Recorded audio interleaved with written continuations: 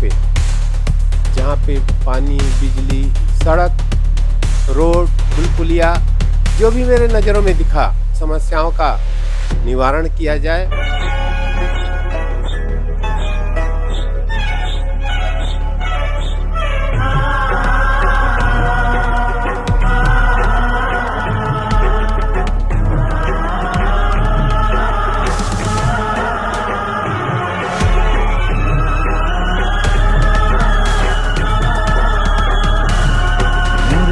हमारे क्षेत्र में सबसे बड़ा समस्या एक है कि यहाँ धान तो क्षेत्र की जनता बेचती है, लेकिन कोऑपरेटिव बैंक नहीं है। इससे नेताओं से मिलकर, हमारे माननीय मुख्यमंत्री जी से मिलकर इस क्षेत्र में कोऑपरेटिव बैंक की स्थापना कराऊंगा। भैया मैं बात करूंगा सूरजपुर जिला खनिज क्षेत्र है। यहाँ से जब खनिज को निकालकर पूरे देश को रोशन किया जाता है, लेकिन यहाँ पर मैं विकास की बात करूं तो कई ऐसे क्षेत्र हैं जहाँ पे आज भी मूलभूत सुविधाओं से वंचित। भैया मैं बात करूं आपके क्षेत्र से कई ऐसे युवाएं हैं, महिलाएं हैं जो कि बाहर पलायन कर रहे हैं। उनको रोजगार का तो पढ़ लिख के भी उनको रोजगार नहीं मिल रहा। भैया तो रोजगार, युवाओं को रोजगार के लिए क्या सोच रहे हैं? समस्याएं हैं कई क्षेत्र में। मेरे को बोले कि यहाँ आंगनबाड़ी भवन नहीं है, यहाँ पे पानी की समस्या है, यहाँ पे बिजली की समस्या है। पुनः जनताओं के सहयोग से, आशीर्वाद से ये चुनाव जिला पंचायत क्षेत्र क्रमांक 8 से चुनाव लड़ रहा हूँ। डीडीसी चुनाव हो रहे हैं और आज हम पहुंच चुके हैं क्षेत्र क्रमांक 8 में, जो कि यहाँ पे मैं बात करूं विभिन्न मुद्दाओं को लेकर, विभिन्न समस्याओं को लेकर, आखिरकार किस तरह से गिरीश गुप्ता जी हैं और किस तरह से लोगों के बीच जा रहे हैं और कैसा समर्थन देखने को मिल रहा है। भैया स्वागत है हमारे चैनल में आपका। चलिए, स्वागत है आपके चैनल को। करूंगा चर्चा विकास को लेकर। आपने कई वर्षों से कई पद पे रहा है भैया, उसको लेकर अभी जनताओं के बीच जा रहे हैं तो कैसा रुझान देखने को मिल रहा है? लोगों का रुझान आप देखते होंगे कि एक तरफा लोगों का जो समर्थन मिल रहा है। मैं 2014-15 में जब चुनाव हुआ था तो इस क्षेत्र से मैं जिला पंचायत सदस्य के रूप में निर्वाचित हुआ था। इसके साथ ही मुझे भारतीय जनता पार्टी के द्वारा जिला पंचायत उपाध्यक्ष का समर्थन मिला था और मैं जिला पंचायत उपाध्यक्ष बना था। और क्षेत्र के हर मुद्दे पे हमने समस्याओं को अधिकारी के साथ, नेताओं के पास रखा। और जैसा कि आपको बता दूं कि मिनी स्टेडियम सलका में, खोपा में, बरपारा में 3 मिनी स्टेडियम मेरे कार्यकाल में बना। पुल पुलिया में भी कई पुल पुलिया बने। और जैसा कि आपको बता दूं, डुमरिया कॉलेज को कुछ लोगों के द्वारा जरही में ले जाया जा रहा था, लेकिन मैं नेताम जी से मिला और नेताम जी से मिलकर हमारे जो कलेक्टर थे उस समय, चुरेन जी, उनके द्वारा उस कॉलेज को, क्योंकि डुमरिया में नेताम जी के द्वारा भूमि पूजन किया गया था, और उस कॉलेज को मैं डुमरिया में स्थापित किया। और जितना भी मेरे से हो सका हर समस्याओं पे, जहाँ पे पानी, बिजली, सड़क, रोड, पुल पुलिया जो भी मेरे नज़रों में दिखा, मैं शासन प्रशासन के द्वारा हर संभव कोशिश किया कि जनताओं की समस्याओं का निवारण किया जाए। और मैं उन समस्याओं का निदान भी कराया अधिकारियों के द्वारा, जनप्रतिनिधियों के द्वारा। और जैसा कि आज 2025 में पुनः चुनाव हो रहा है, तो मैं पुनः जनताओं के सहयोग से, आशीर्वाद से ये चुनाव जिला पंचायत क्षेत्र क्रमांक 8 से चुनाव लड़ रहा हूँ। और आप देखते होंगे कि जनता का अपार समर्थन मुझे मिल रहा है और मैं इस क्षेत्र से पुनः निर्वाचित होकर आऊँगा और जनता के सुख दुख में, विकास में जहाँ तक सवाल है, और साथ ही साथ जहाँ पे रोड नहीं है, बिजली नहीं है, पानी नहीं है, सड़क नहीं है, और जो भी समस्याएं हैं, कई क्षेत्र में मेरे को बोले कि यहाँ आंगनबाड़ी भवन नहीं है, यहाँ पे पानी की समस्या है, यहाँ पे बिजली की समस्या है।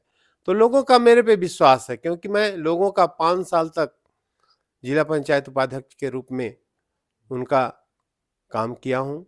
और मैं नेता बनने नहीं आया हूँ, मैं सेवक बनने आया हूँ और सेवक बनकर जनता की सेवा करना चाहता हूँ।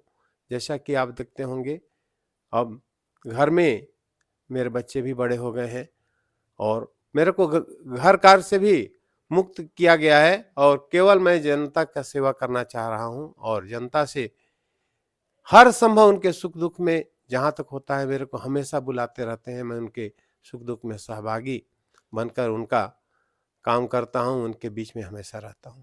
भैया मैं बात करूँ आपके क्षेत्र से कई ऐसे युवाएं हैं, महिलाएं हैं जो कि बाहर पलायन कर रहे हैं। इनको रोजगार काफ़ी पढ़ लिख के भी उनको रोजगार नहीं मिल रहा। भैया तो रोजगार युवाओं को रोजगार के लिए क्या सोच के रखे हैं? युवाओं के लिए कि रोजगार, हमारे जो बच्चे हैं क्षेत्र में आप लोग देखते होंगे कि बहुत सारे कुछ युवाओं के लिए, अभी तो युवा हमारे पढ़ रहे हैं, पढ़ने के बाद क्षेत्र में जो युवाओं के लिए लगेगा कि हाँ युवाओं का रोजगार है, उनको जैसे हमारे मोदी जी की योजना जो है जो 12वीं पास है उनको ऋण के द्वारा अपना खुद का बिजनेस स्थापित करें।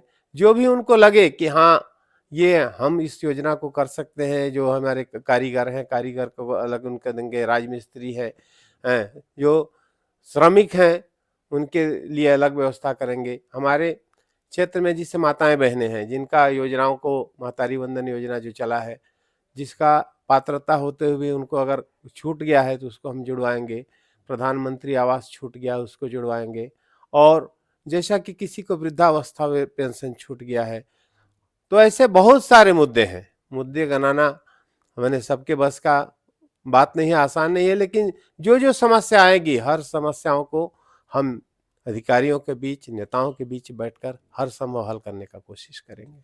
भैया मैं बात करूंगा सूरजपुर जिला अत्यधिक खनिज खनिज क्षेत्र है। यहाँ से जब खनिज को निकालकर पूरे देश को रोशन किया जाता है, लेकिन यहाँ पर मैं विकास की बात करूं तो कई ऐसे क्षेत्र हैं जहाँ पे आज भी मूलभूत सुविधाओं से वंचित है। भैया उसको लेकर अगर आप डीडीसी बनते हैं तो क्या इसको लेकर जिला में कलेक्टर से बात करेंगे इसको लेकर? हाँ जी, आपका कहना सही है। जैसा कि खनिज क्षेत्र का जो रॉयल्टी मिलता है, डीएमएफ मत कहते हैं जिसको, तो हम उसके लिए कलेक्टर से, जो हमारे उस समय अभी वर्तमान में कलेक्टर हैं, जीतने के बाद हम उससे चर्चा करेंगे, क्योंकि यह राशि लगभग मेरे को जहाँ तक है 15 किलोमीटर क्षेत्र के दायरे में वो राशि खर्च करने का रहता है।